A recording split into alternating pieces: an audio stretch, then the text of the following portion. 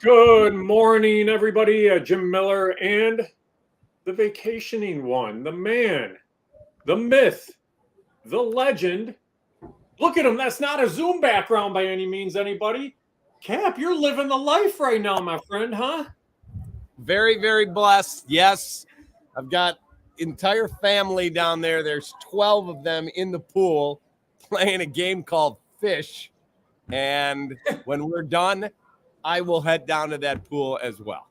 We're not going to talk about the full details of the game Fish, other than the fact that it's a great game to play with a pool and on vacation, Cap. So Yes, we'll that is leave it at correct. that. But hey, you got bright sunny skies. That's a beautiful thing. For me, I went with the Northwestern hoodie because we got college hoops going on. Northwestern plays Iowa in about an hour. So you got Big Ten tournament action going on. I'm cheering them on. I don't know if they're going to win, but hey, I want chaos in NCAA basketball. That would be amazing. What happens? That would be amazing, my friend. But I'll tell you this. We had 4 Derby preps last week. We have only one this week, a week off, and then things really just kind of ramp up because then you go into the 100-point races, Cap. But from what we've seen so far for the Derby, you have really seen a little bit of chaos, a little bit of normalcy for some races, but you had the Unoho and the Rebel a couple weeks ago at Oaklawn. Last week, though, Cap, was really just kind of a lot of horses that were really kind of your favored horses, the horses that kind of figured there.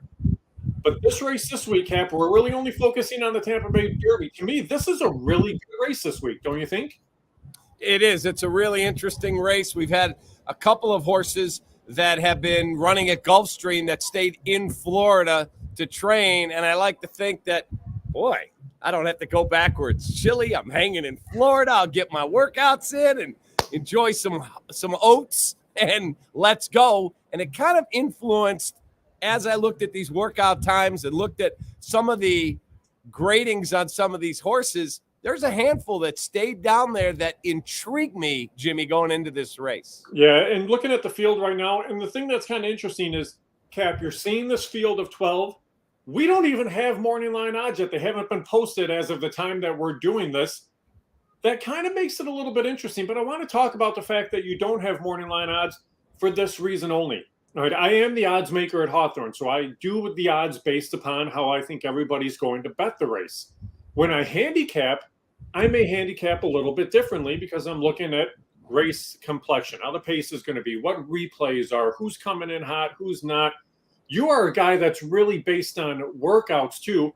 So when you're handicapping a race, do you look at a race before the odds come out and then after to just kind of see if you're right on, if there's any value, or something that it's more of a resource than anything else? So it's funny that you asked that because as I was doing my homework for the show, my wife over my shoulder, she said, so do you get influenced if a horse is 3 to 5 in the morning line or, 2 to 1 as opposed to, wow, I really like that horse. Whoa, it's 30 to 1. Yeah, forget that. Right. No, I don't allow myself to look at the odds until I have gone through all the workout times, how they've done over certain distances, whether it's turf, synthetic, dirt, whatever the case may be. And then I have my 3 or 4. I'm like, all right, those horses are razor sharp coming in. I'm on them. Then I go back and look at the odds and go, I picked the favorite or I picked the long shot. For example, Shipsational in this race closed really well from 8th, 11 lengths off the pace in the Sam F. Davis to finish second, and then stayed in Florida to continue training. And this is a really interesting horse that I wrote immediately looking at workouts, definite factor. Then when I went through workout times, looked at how it closed in the Sam F. Davis, fact that it was not carted or flown back somewhere else and then all the way back. Nope. So that horse absolutely is on my radar screen. I love the fact that you're mentioning that horse. We're going to talk a little bit more about Shipsational in just a minute, Cap, because sadly we have to do it. We need to remind everybody how we did last week. Now, you have your Spring Stakes Showdown that happens each and every week. Now, the Spring Stakes Showdown is one of those things where it's really cool because there's nearly 1,200 people that got into the Spring Stakes Showdown, Cap. It's $20 win place wagers on each and every bet. Here's how we did last week in Cap. You look at it, we weren't that far off. Your horses finished fourth in Life is Great, fourth in Emmanuel. We were both second in Doppelganger. Overall for the contest, though, I think we're both holding our own because it only takes a horse or two to really get into the mix. And it's funny because my buddy Yurko on ESPN 1000 was giving me a little bit of grief about my picks last week. And I'm like, man, I must have been horrible. They must have all run last. And I look, you know what? Second, fourth, and fifth happens in racing, Cap. It's not that bad, I don't think. It is not. We're hanging in there, and you're right. If we have a really good week this week with our picks, we have a shot to cash some tickets right back in the mix. Yeah, there's 20 races in the Spring Stakes Showdown, so there's so long to go. This week's race is the Tampa Bay Derby, so we'll get to that in just a little bit, Cap. We do have to recap a little bit, though, how things unfolded last week for the races because you did have those 4 stakes. So we started out at Turfway Park. This was only a 10-point race to the winner. This was the John Battaglia Memorial, a race that we both kind of had pegged there. Tis the Bomb, a horse that ran great last year on Breeders' Cup Day, was the winner. $5.20 to the win. But again, you don't see a ton of value there aside from Grail underneath. Stolen Base was a horse that I liked, a horse that I thought had a big shot. But again, only 10 points to the winner for that race. Now, the 50-point races, Cap, the first one here was the Gotham in New York. Morello, again, a very heavy favorite. Cap, I know you like Dean's List a little bit, though, in your picks. This was a horse that I thought ran pretty good at a decent price. Yeah, absolutely like that horse. And again, ran well, just not well enough. Right. And as you go through some of this, Jim, you know, you realize some of these longer shots might be worth a try because if you're going to only play favorites, easy for me to say because I'm on one this week, but if you're only going to play favorites, you better be really, really good. Yeah, and that's the thing. And you know what? You're right. Pick the best horse. Pick the horse that you think's going to win. Sometimes it's the favorite. Sometimes it's a price. And it makes sense here because you look at the Fountain of Youth. Simplification was the horse that went off as the favorite. In Due Time was a horse we talked about. Emmanuel was a horse, Cap, that we both liked in the Fountain of Youth. This was a race marred by an incident at the top of the stretch. Horses got in tight, clipped heels. Both riders, both horses were fine. But here's the thing about it, too. We both had Emmanuel. Emmanuel was a horse that was supposed to be on the lead.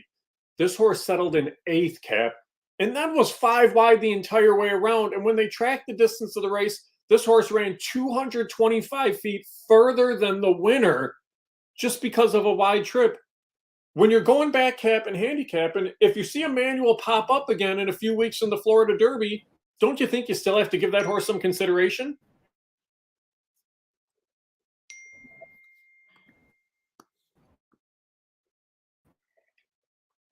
All right, next race that we looked at, Cap. Now, this was a race there out in California. This was the San Felipe Stakes. Now, the San Felipe, we both had Doppelganger here, Cap, and we're going to let you unmute yourself in a little bit. You're muted. You're on vacation. It happens. You're chatting, that kind of stuff. Once you unmute yourself, Cap, then we're going to let you talk. So we'll see how it goes. Ah, there you go. Now you unmuted. See what happens? You get out in the nice weather and everything, and then it just happens, Cap. All right, give me your input, buddy. Oh, you went back muted again. Tell me here. Forbidden Kingdom was awesome in the San Felipe. Doppelganger was second. What do you think, Capper?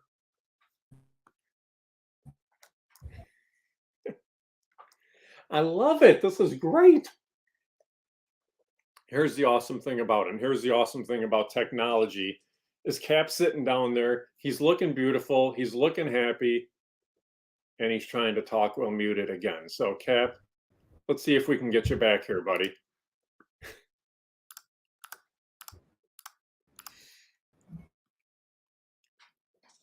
We lost him. It's okay. It's okay, Cap. You know what, buddy? Here's one thing that I want to say to you. There's been times where on the radio, Cap, on ESPN 1000, I think people have wanted to mute you anyway. So that's okay. You know what? Here's what we're going to do, though. Here's the way we can do it and make this a little bit of fun. All right. Now we're getting some audio back. Plus, that's knowing good. That. There you go. You were good. At race. Really? I got you. All right. I got you. I think you got did me you happen now, to hear my comment right? about saying that maybe people wanted to mute you a All little right. bit at times? Yeah, I heard you take a shot at me that I could hear you the whole time, that they'll be listening to me on the radio and they'll be like, man, I wish I could mute this SOB. Bam. Well, there you go. You got me. That's all right. What I was going to say was that as you watched these races last week, you know, we were around the board. It's just you got to be willing to take a shot on a horse you believe in that might have longer odds than being influenced by the odds maker. Yeah, I agree with you, Cap, and I agree with you wholly there. And like we said, it was a lot of favorites winning last week. We tried to beat some favorites at points. Sometimes we were lucky, sometimes we weren't. All right, Tampa Bay Derby is the race this week, Cap. Again, here's the field for the race, but let's shoot right into our top selections in here, because looking at the race here for our locks, I found this to be interesting, Cap. I want you to talk about your lock first. It's the 4 Classic Causeway, and tell me a little bit about why you like this horse in this race, Capper. Okay, so I'm pulling up all my notes here, and hopefully you don't mute me again like you did. Classic Causeway won the Sam F. Davis. It went from right to the front, won by 4 pretty comfortably. I recommend everybody go back and watch that race because I really felt, all right, let me see how this horse won the race. Horse gets right in the mix from the get-go. And even though he had several horses make a run at him, won comfortably by nearly 4. Comfortably. And so as I went through the workout times, I think my workout time formula has him as sharp as any horse in this race, and probably clearly number 1. I like Shipsational. I think it's a really good horse. You're going to get more payback if that horse wins. I just don't see anyone beating Classic Causeway.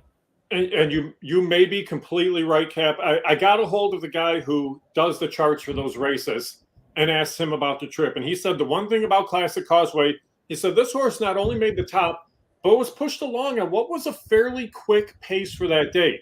And this horse got pushed, was game the whole way around, which was really good to see. So this is a horse that you know could dig in, you know could battle. Is the horse to beat? My guess is you're probably going to see somewhere around 8-5 on the horse, and that may be okay because the horse was solid. Shipsational was the horse that I liked in here. This was the horse who was making up ground in that race in the Sam F. Davis, had a wide trip, had to weave its way through traffic, came flying at him late, and like you mentioned, Cap, at the top of the show, the horse stayed in Florida, stayed training at Tampa Bay Downs.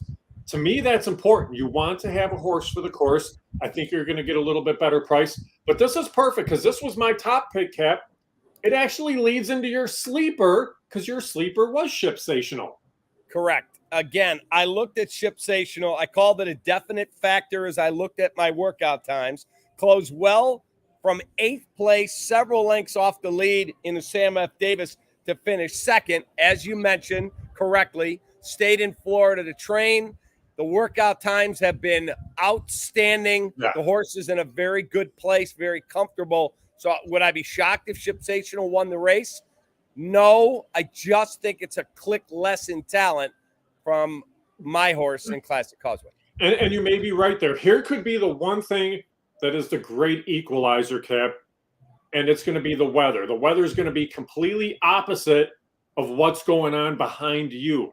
They're talking the potential for rain, maybe even heavy rain for this race. Yeah, it's not going to be gorgeous blue skies and oceans and all that. Right. Shipsational has run everybody out here. You see that blue sky? That's pretty awesome. It is. Yeah. I love it. It's fantastic. Shipsational has 2 races on a wet track in Slop. Both were victories. So that's the thing. They were both at Belmont Park, but it's one thing. The horse can handle the off-going. Is that enough to make up for 4 lengths? Maybe. Maybe not. We'll see. But that was the reason I put this horse on top. Happy Boy Rocket was the horse I used underneath in the gimmicks. Bill Mott, when taking a horse coming in off a maiden allowance race into a stakes race, has incredible stats. It's not saying you have to go maiden allowance, then an allowance, and then work your way up. This horse is jumping right out of a race at Gulfstream Park at the same distance that was a victory, going 2 turns in this spot. And I think you're going to get a decent price on there. Now, Cap. I also, by the way, as I went through my workouts, like I tossed out Trademark, I tossed out a few different horses. Happy Boy Rocket. Beware, this horse is live, is what I said. Yeah, and you're right. And the horse is live. Now, here's another one that I think could be live, and I like the fact that you use this horse, Cap, and you used it as your long shot. That's the 6-horse Golden Glider. Here's the thing. You get the top jock at the track in Antonio Gallardo riding this horse. And, Cap, this horse has run pretty good races each and every start. Yeah, 5th in the Sam F. Davis, I didn't think was a great effort. But this is a horse that's comfortable at this track. This is a horse that's workout times are off the charts. And then I use a service called Predict a Form. They think this is the top contender in the race when you factor in workout times, value at the odds that they expect it to go off at, and against this field. So I had to take a shot because I think you're going to get probably 10-1 on your money. Yeah, and here's the thing. If you look up and down the field here, this is one of the best bred horses for an off track. Never run on an off track, but when this horse gets on an off track, may improve 10 lengths. You never know. So Golden Glider in with a shot. Belgrade was the horse that I went to here as my long shot. 2 pretty good efforts here, stretching out to go 2 turns for the first time. Here's the thing. The last victory at 7/8 of a mile, slow start, wide trip. That's 2 things that can work against you there. A clean start could help this horse, Cap. Was this a horse you had any notes on? Okay, so Belgrade, I have on my notes here, live on my workout times. Biggest concern, though, I haven't heard you say this yet, horse has never gone 2 turns in his career. Yeah, and that's going to be the one thing, and that's going to be the thing that's a little bit of a question mark here. And we'll have to see just kind of how Belgrade just handles things overall. All right, Cap, Spring Stakes Showdown. There is only the one race here, so we're going to recap because it's a $20 win place bet. So here's going to be our picks for the Spring Stakes Showdown, Cap. For me, it's going to be Shipsational. I'm hoping to make a move, even if the horse runs second in here. But if the horse that appears to be the best horse in the race wins, Cap, and that is Classic Causeway, you're the one that looks to make the move in this spot. Yeah, I like this horse, and I'm going to put my money on a horse that I think is clearly the best in the field. Yeah, and I think you're right there, Cap. All right, lastly, we get $100 to bet each and every week on these races here.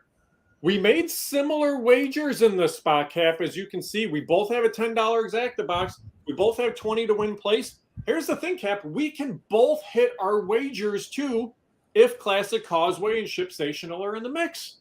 Correct. If we go 4-9 or 9-4, we're good to go. I would prefer a 4-9, but I'll take a 9-4. Either way, we want to cash some money. But here's the good thing, Cap, and it's a really nice thing. We both like similar horses in this race. So that's the thing that I really appreciate out of it all. Now, Cap, I'm not going to keep you too long today because you are in this gorgeous weather. Everybody's in the pool. It's a well-deserved vacation for you, my friend. So why don't you go back and join the family, buddy? I appreciate you. Costa Rica, highly recommend it. And I'll see you. We're off next week, but I'll see you the following week. That's right. We have no Derby preps next week, so we're going to be back in a couple of weeks. Start looking at those 100-point races. So good luck to everybody with this week's races. Cap, enjoy your last few days in paradise, my friend, because you're going to come back to an MLB lockout, but you're also coming back to March Madness, one of the best times of the year, buddy. You're the best. Enjoy some time with your family. You deserve it. You got it, buddy. Take care. Good luck, everybody, this week. We'll see you again in 2 weeks.